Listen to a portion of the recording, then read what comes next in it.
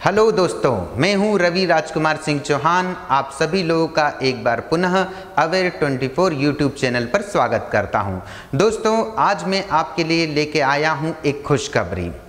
प्रतियोगी परीक्षाओं के विद्यार्थियों के लिए ये एक महत्वपूर्ण जानकारी है कि मध्य प्रदेश जेल विभाग ने अपनी जेल प्रहरी की बहुप्रतीक्षित वैकेंसी को रिलीज कर दिया है। दोस्तों, यह वैकेंसी एक तरह से हम सभी विद्यार्थियों के लिए एक संजीवनी बूटी के समान है। दोस्तों, अब हम देखते हैं मध्य प्रदेश जेल प्रहरी की इस वैकेंसी के महत्वपूर्ण पहलुओं के विषय में। दोस्तों, मध्य प्रदेश जेल प्रहरी भर्ती परीक्षा में कुल पद जो अभी रिलीज किए गए हैं वह हैं 282। और ध्यान रखिएगा दोस्तों, इसका वेतनमान भी काफ़ी अच्छा है, 5200 से 20,200 रुपये। दोस्तों, इसका ग्रेड पे जिसे कहा जाता है वह है 1900 का ग्रेड पे। यह एक अच्छा ग्रेड पे है भाई हमारी परीक्षाओं की दृष्टि से। दोस्तों, अब हम बात करते हैं इसी जेल प्रहरी परीक्षा के विषय में और कुछ चीज़ों की।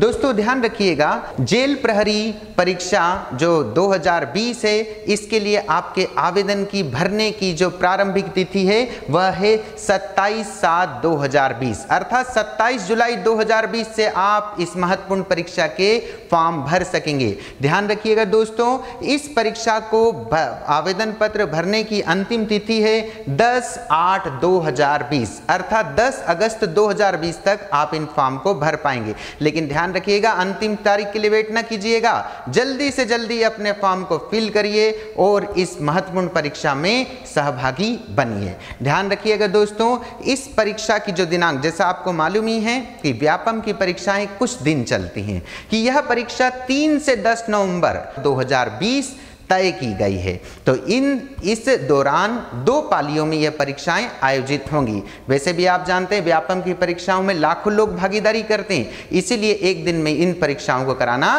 संभव नहीं हो पाता है। ध्यान रखिएगा, ये परीक्षाएं भी हैं ऑनलाइन, ठीक है, ऑनलाइन तरीके से आप इन परीक्षाओं को दे सकेंगे। दोस्तों, इसके लिए जो परीक्षा शुल्क निर्धारित है व्यापम द्वारा वह है अनारक्षित वर्ग के लिए 500 रुपये। अनारक्षित वर्ग के लिए 500 रुपये परीक्षा शुल्क निर्धारित है, और अन्य सभी वर्ग, चाहे वह SC वर्ग हो, ST वर्ग हो, OBC वर्ग हो, निःशक्त जन हो और मध्य प्रदेश के मूल निवासी हैं, ये इस कैटेगरी में, उन सभी के लिए यह आवेदन शुल्क रहेगा मात्र 250 रुपये। ध्यान रखिएगा दोस्तों, पोर्टल शुल्क या कियोस्क शुल्क इसके अलावा भी रहेगा, जो कि 60 रुपये निर्धारित किया गया है। तत्पश्चात दोस्तों, हम देखते हैं इस परीक्षा के विषय में आगे की महत्वपूर्ण जानकारी कि यह परीक्षा 3 से 10 नवंबर 2020 को आयोजित होना है। और दोस्तों, यह होगी 2 पाली में, जैसे मैंने आपको बताया था।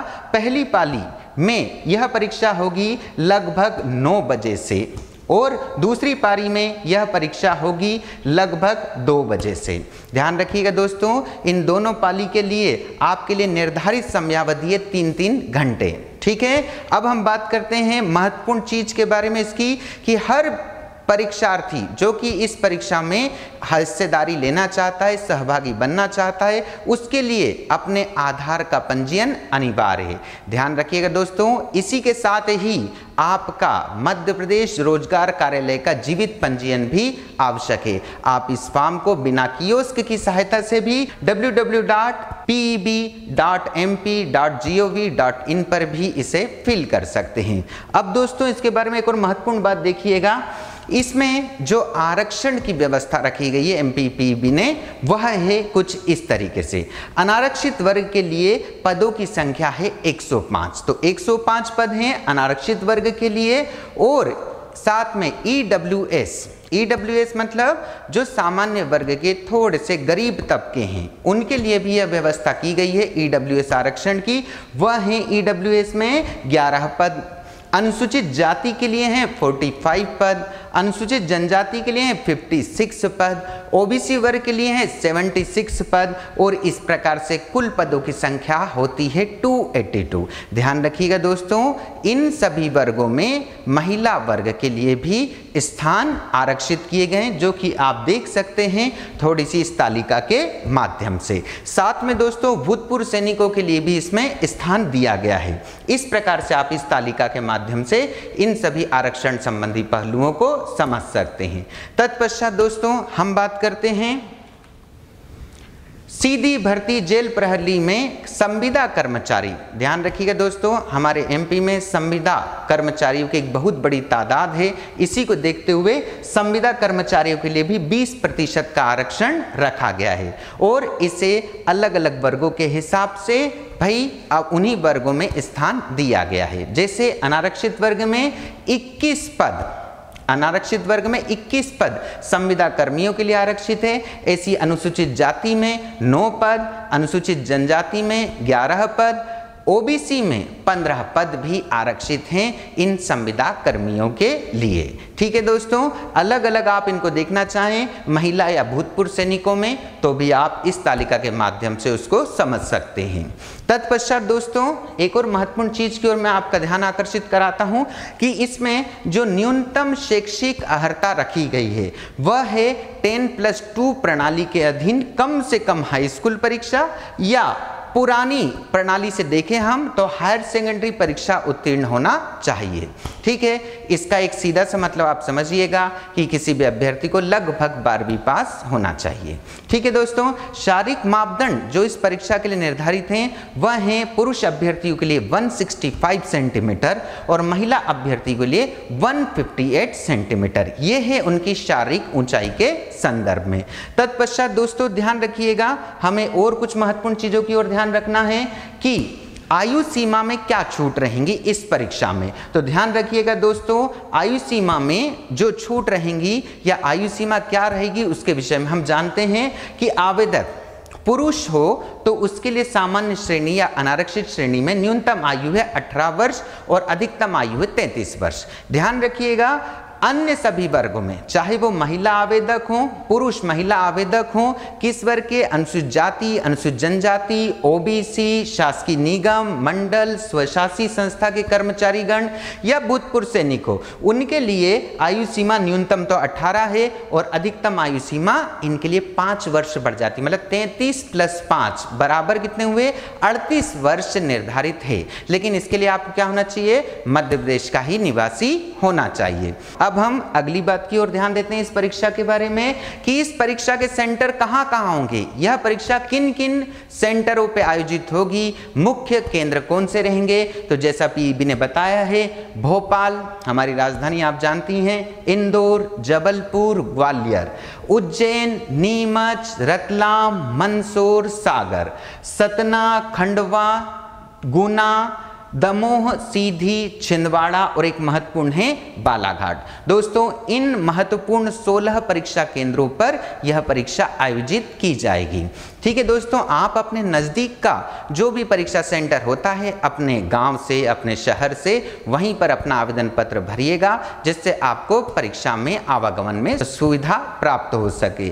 दोस्तों ध्यान रखना, इसकी लिखित परीक्षा का जो पाठ्यक्रम है इसको 5 भागों में बांटा गया है। ये 5 भाग क्या हैं, आप हमेशा से मेरे हिसाब से पहले से जो तैयारी कर रहे हैं उन सभी को मालूम है कि ज़्यादातर व्यापम की परीक्षाओं में ये कुछ इस तरीके से सिलेबस रहता है, जिसके अंतर्गत पहले सामान्य ज्ञान जीके, इसमें आपको सामान्य ज्ञान के छोटी छोटी बातों के ऊपर ध्यान रखना चाहिए जो विविध विषयों में फैली हुई हैं। तत्पश्चात दोस्तों सामान्य हिंदी का एक पोर्शन रहेगा आपको, तत्पश्चात अंग्रेजी का, सामान्य गणित इससे तो आप परिचय हैं, और एक है सामान्य विज्ञान। इस प्रकार से दोस्तों 5 खंडों में बटी हुई पूरी परीक्षा है जिसके लिए 100 प्रश्न 100 अंक निर्धारित हैं। दोस्तों इस प्रकार से यह परीक्षा का आपकी सिलेबस है, ध्यान रखिएगा दोस्तों। अब हम एक और महत्वपूर्ण बारे में बात करते हैं इस विषय में कि सीधी भर्ती के पदों का वर्गवार विवरण क्या है। तो दोस्तों ध्यान रखना, इसमें मैं आपको इसके वेतनमान संबंधी महत्वपूर्ण बातों की ओर ध्यान दिला रहा हूं। दोस्तों ध्यान रखिएगा, इस सीधी भर्ती परीक्षा जो कार्यपालिक है उसका वेतनमान 5200 से 20,200 है और उसका ग्रेड पे है 1900 रुपये। ध्यान रखिएगा 7वें वेतन आयोग के हिसाब से इसका वेतनमान होगा 19,500 से 62,000 रुपये। दोस्तों यही आपको चीज जानकारी रखनी चाहिए। अब आप त्वरित रूप से अपना जेल प्रहरी का फॉर्म भरिए और इस विषय में जो कुछ भी दिक्कतें होंगी उसको हमसे दूर करने का भी एक आप प्रयास कर सकते हैं। आप सभी लोग हमसे जुड़ सकते हैं टेलीग्राम, हमारे इंस्टाग्राम, हमारे फेसबुक के माध्यम से। हम इस परीक्षा की आपको तैयारी अच्छे तरीके से कराने के लिए कृत संकल्पित हैं। दोस्तों अब हम बात करेंगे हमारे नेक्स्ट लेक्चर में कि अब तक जेल प्रहरी परीक्षा में किस तरह से प्रश्न आए हैं। हम विगत प्रश्न पत्रों का अध्ययन भी करेंगे और उसके माध्यम से रणनीति बनाएंगे कि इस वर्ष हमें क्या करना चाहिए ताकि हमारा चयन मुकम्मल हो सके। धन्यवाद।